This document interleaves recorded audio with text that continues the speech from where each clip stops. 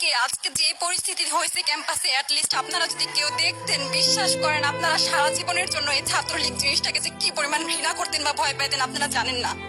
এরা আমাদের সামনে রড দিয়ে পিটায়া, ছেলেগুলারে রড দিয়ে পিটায়া একদম মাথা মরা করে ফেলছে। তারা এসে আমাদের পেছনে লুকাইছে, আমাদের বোরকার পেছনে, আমাদের ওড়নার পেছনে লুকায় বলে, আপু আমাদের একটু লুকায় রাখেন, আমাদের ওরা মাইরা ফেলবে, আমাদের বাঁচান আপু বাঁচান। আমরা তাদের ওড়না দিয়ে বোরকা দিয়ে লুকায় রাখছি, সেইখান থেকে আমাদের ধাক্কা দিয়ে ফেলে দিয়ে তাদের বের করে আবার মাথায় রড দিয়ে মারছে।